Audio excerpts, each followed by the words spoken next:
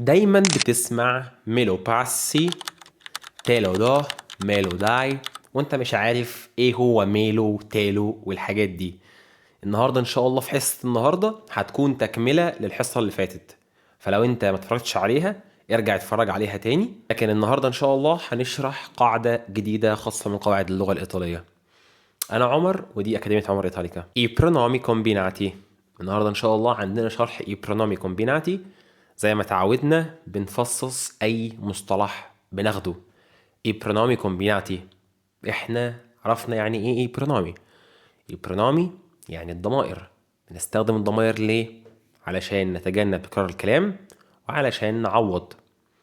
طيب كومبيناتي. كومبيناتي الكلمة معناها يعني حاجة مدمجة. مدمج يعني مكون من حاجتين بالظبط كده. اي برونومي كومبيناتي هما ضميرين احنا دمجناهم مع بعض. يا ترى ليه؟ علشان هدف البرونومي اللي هو بيكون تجنب الكلام والتكرار.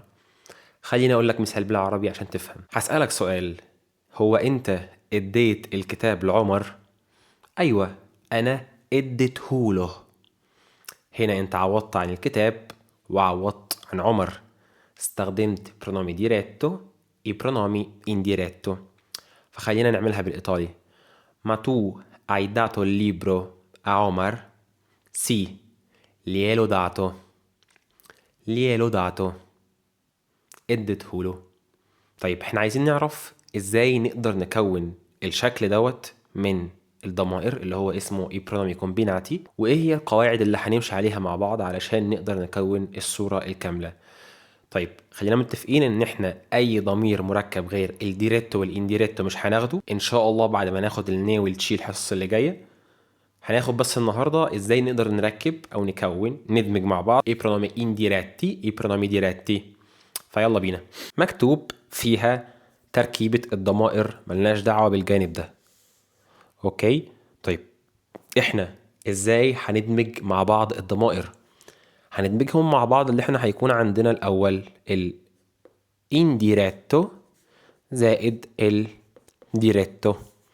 هبص هنا عندنا الانديريتو، المي والتي واللي والسي والتشي والفي والسي دول الانديريتو. يبقى احنا في الاول بنحط الانديريتو، بعد كده بنحط الديريتو. تمام، كويس جدا. طيب يبقى المي هتبقى ميلو، ميلا، ميلي، ميلاه. تلا، تلا، تلي، تلا. ليالو، ليالا، ليالي، لياله. سلا، سلا، سلي، سله. تشلا، تشلا، تشلي، تشله. فيلو، فيلا، فيلي، فيلا. سلا، سلا، سلي، سله. انت اكيد لاحظت اللي احنا ما قلناش ميلو. يعني مثلا لو احنا هندمج مع بعض طبيعي فالمي زائد اللو هتبقى كده ميلو. بس انت حاسس ان هي تقيلة على لسانك، مفيش فيها سلاسة. فاللغويين قالك عشان السلاسة اللغوية هنخلي المي تبقى ميلو، اسهل. على فكرة عندنا في العربي نفس الفكرة، نفس الفكرة برضه في الانديريكت. هو بس حاطط لك سواء مذكر او مؤنث. في حالة المفرد حط لك لي، علشان انت لو في الكيس التانية او في الحالة التانية ممكن تلاقي مثلا مكرر ورا بعض ليه مش هينفع. يبقى لي في حالة المذكر المفرد او المؤنث المفرد.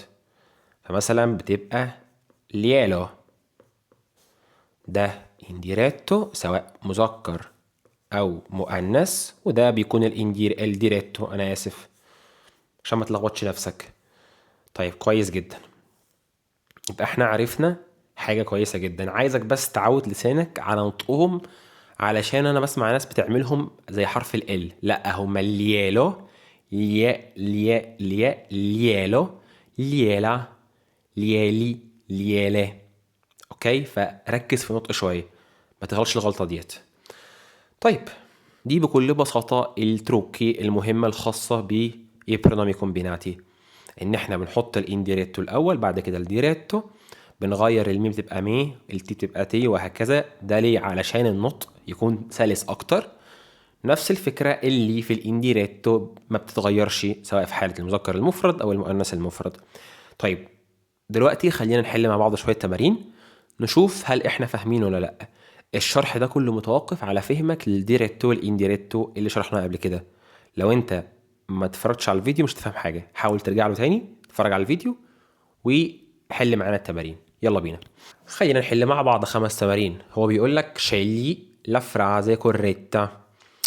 Se non vengo ti lo dico. Se non vengo te lo dico. هو عمر قال لي ان احنا ما ينفعش نقول تي لو ديكو. ليه يا عمر؟ لانها تقيلة على لساني، فبنختار التي لما بنيجي ندمجها بتبقى تي. يبقى دي la frase corretta. Se non vengo te lo dico. ما تنساش. Nonostante abbia studiato questa regola molte volte, non me la ricordo mai. الجملة التانية nonostante abbia studiato questa regola molte volte me non la ricorda mai. هو عمر قال ان احنا نحط النفي ما بين الاتنين؟ لا، بنحط النفي عموما في اي حاجة قبل الفيربو او قبل. طيب الجملة رقم 3. Se Maria ha dimenticato la penna gliela presto io. Se Maria ha dimenticato la penna ce la presto io. طيب خلينا الأول نشوف عندنا البرونومي ديريتو فين والانديريتو فين. طيب رقم 1 احنا عايزين نعوض أكيد عن ماريا وعايزين نعوض عن لابينا. مين هنا اللي أخد الفعل بشكل مباشر؟ ماريا ha dimenticato. Cosa ha dimenticato Maria? La penna. هل احتاجت وسيط؟ لا، يبقى على طول برونومي ديريتو. اوكي. طيب ماريا ha dimenticato la penna، يبقى احنا عرفنا ان لا بينا الديريتو. خلينا نجمل الجملة. هو تحت قال ce la presto io، ليه هحط نوي؟ لا ملاش معنى. ليه la presto io؟ هنا السينسو. طيب لا بينا اصلا هي بالفعل موجودة هنا.